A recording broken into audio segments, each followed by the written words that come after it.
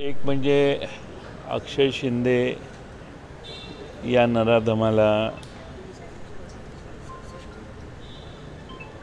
टोकाचं प्रायश्चित्त व्हायला पाहिजे, त्याला फाशी व्हायला पाहिजे, यामध्ये कोणाचंही दुमत नाही। प्रश्न एक आहे की अक्षय शिंदेने जे कृत्य केलं, ज्या संस्थेत केलं, त्या संस्थेचे पदाधिकारी आणि संस्था चालक यांनी हे प्रकरण दाबण्याचा प्रयत्न का केला? त्यांना कोणाला प्रोटेक्ट करायचं होतं?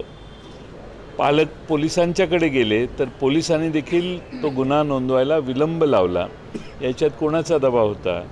आणि संस्था चालक आणि पोलीस ज्यांनी हा गुन्हा नोंदवला नाही यांच्यावर पण कारवाई व्हायला पाहिजे।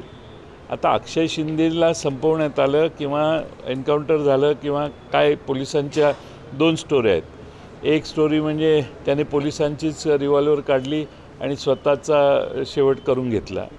दुसरी स्टोरी लगेच थोड्या वेळाने बाहेर आली, अर्ध्या तासाने, की पोलिसांनी त्याचा एन्काउंटर केला। अरे, गाडीत बसलेल्या माणसाची एन्काउंटर करायची गरज काय? पण अक्षय शिंदेला फाशीची शिक्षा व्हावी ही आमची पूर्वीपासून मागणी होती। आम्ही अक्षय शिंदेचं कुठंही समर्थन करत नाही। आमचा विषय त्याच्या पलीकडे आहे की ज्या संस्था आणि ज्या पोलिसांनी अशा प्रकारचा अत्याचार झाल्यानंतर त्या गुन्ह्याकडे दुर्लक्ष केलं, तो गुन्हा दाबण्याचा प्रयत्न केला, म्हणून तर बदलापूरकर रेल्वे रुळावर येऊन थांबले होते। एवढा मोठा मोर्चा का निघाला?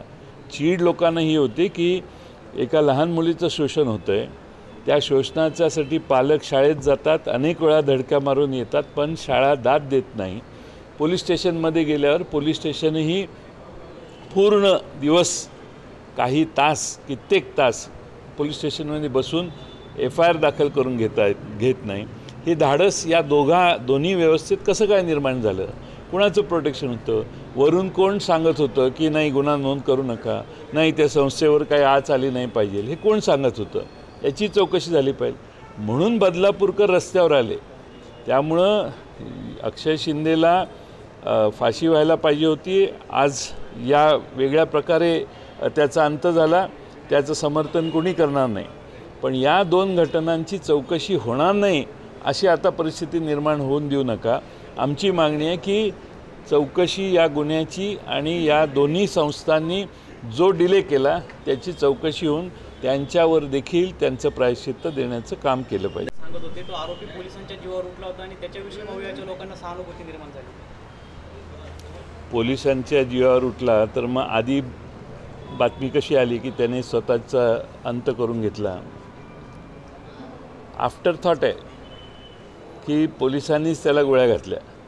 त्यामुळे दोन पोलिसांच्या मध्ये बसलेली व्यक्ती पुढच्या पोलिसाचे रिव्हॉल्वर काढून घेऊ शकते आणि त्याच्या गोळीबारामध्ये त्यालाच शेजारचा माणूस ज्याने गोळ्या घातल्या त्याचंही ट्रॅक रेकॉर्ड बघा, त्याचंही नाव शिंदेच आहे, त्याचं ट्रॅक रेकॉर्डही बघा। पण अक्षय शिंदे यांचं समर्थन विरोधी पक्ष करत नाही, त्याला फाशीची शिक्षा व्हायला पाहिजे अशी तेव्हाही आमची मागणी होती, कालपर्यंत होती, आता त्याचा अंत झाला आहे। पण त्या नावाखाली हे दुसरे दोन घटक जे आहेत, पोलीस ज्यांची जबाबदारी होती FIR दाखल करून घ्यायची आणि जी संस्था चालक आहेत त्यांच्यावर तर कारवाई करावीच लागेल। त्याचा अर्थ असा की त्यांचं माझ्यावर प्रेम आहे। आता प्रवेशाची चर्चा झालेली नाही आणि त्याचा काही आमची चर्चा, संपर्क काही झालेला नाही। मागच्या वेळेस आपण आले त्यावेळेस त्यांनी आपल्याकडे उमेदवारी देखील मागितली होती। हो, उमेदवारीचा त्यांनी अर्ज केलेला आहे, पक्षाने अजून उमेदवारी ठरवलेलं नाही आहे। ठाकरे गटाचे माजी आमदार नरेंद्र दराडे यांनी आज आपली पुन्हा त्र्यंबकेश्वरमध्ये भेट घेतली आहे। ती भेट घाईघाईने घेतली, ते तिथं पूजेसाठी आलेले आणि मी दर्शनासाठी आलेलो, त्यामुळे ती भेट म्हणता येणार नाही, नजरानजर होती। मंत्रिमंडळाच्या बैठकीत अजितदादा आणि विखेंमध्ये हमरीतुमरी झाल्याचं पाहायला मिळाले। गाईच्या दुधासाठी अनुदान देण्याचा एक प्रस्ताव होता, त्यावरून हे सगळं झाल्याचं माहिती समोर आली। आता सरकारची तिजोरी साफ झालेली आहे, त्यामुळं अर्थमंत्री प्रत्येक प्रस्तावाला नाही म्हणण्याच्या पेक्षा दुसरं काही करू शकत नाहीत। त्यामुळे सर्व मंत्री अर्थ खात्यावर आणि अर्थमंत्र्यांच्याशी आता टोकाची भूमिका घेऊन भांडण करत आहेत हे चित्र प्रत्येक आठवड्याच्या कॅबिनेटमध्ये आपल्यासमोर येईल. शिवस्वराज्य यात्रेचा हा जवळपास 3रा टप्पा चालू आहे आणि प्रचंड प्रतिसाद खानदेशातल्या बहुतेक सगळ्या ठिकाणी आम्हाला मिळालेला आहे. डॉक्टर अमोल कोल्हे, मी आणि आमचे सगळे पक्षाचे पदाधिकारी हे ज्या ज्या ठिकाणी जातो तिथं उत्तम प्रतिसाद जनता देते. भाजप नेते हर्षवर्धन पाटील जे आहेत ते या पितृ पंधरवड्यानंतर मोठा निर्णय घेण्याची शक्यता आहे. सभेमध्ये त्यांच्या कार्यकर्त्यांनी त्यांना विनंती केली की आपण तुतारी घ्यावी.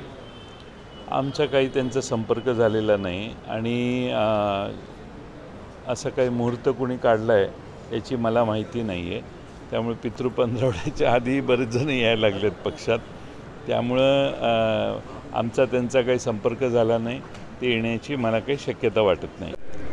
आणि मला महाराष्ट्रात भारतीय जनता पक्षाची जबाबदारी ज्या नेतृत्वावर आहे त्या देवेंद्र फडणवीस आणि बावनकुळे यांच्यावरचा दिल्लीच्या पक्षश्रेष्ठींचा विश्वास कमी असल्यामुळं प्रत्येक रिजन वाईज असे बैठका घेऊन त्या कार्यकर्त्यांशी संवाद साधण्याचा प्रयत्न दिल्लीतले श्रेष्ठी करायला लागत आहेत. हा देवेंद्र फडणवीस आणि बावनकुळे यांना एक सिग्नल आहे असं मला वाटतं. असं आहे की त्यांनी आरोप केला म्हणजे तसं होतं असं थोडी आहे. आणि जरांगे स्वतंत्रपणाने त्यांचं आंदोलन करत आहेत आणि त्यांच्या मागण्या सरकारकडे मागत आहेत. सरकार त्या बाबतीत लवकर निर्णय घेत नाही आणि त्यामुळं जरांगेंचं आंदोलन असो किंवा दुसऱ्या बाजूने OBC समाजातले लोकांची आंदोलनं असोत आणि त्याकडं सरकारनं अक्षम्य दुर्लक्ष केलं. त्यामुळं लोकांच्यात महाराष्ट्रात असंतोष आहे. आता हे कोण कोणाच्या जवळ आहे अशी निष्कर्ष काढून लोकांचा गैरसमज करणं हे चुकीचं आहे. ते त्यांच्या जीवावर त्यांच्या ताकदीवर आंदोलन करत आहेत. सटाण्याच्या सभेमध्ये आम्हाला अस्मिताचे पालक भेटले, जिचं आत्महत्या जिची इथल्या नाशिक शहरातल्या कॉलेजमध्ये हॉस्टेलमध्ये झालेली आढळली. त्याच्याविषयी पालकांच्या व्यथा आणि अन्य तिथं काही बाकीच्या गोष्टी कानावर आलेल्या त्या सर्व आम्ही त्यांच्या कानावर घालायला आणि त्या अस्मिताच्या बाबतीतला जे काही चौकशी आहे ते ताबडतोब करावी अशी मागणी आम्ही त्यांच्याकडे केली. ABP माझा, उघडा डोळे बघा नीट.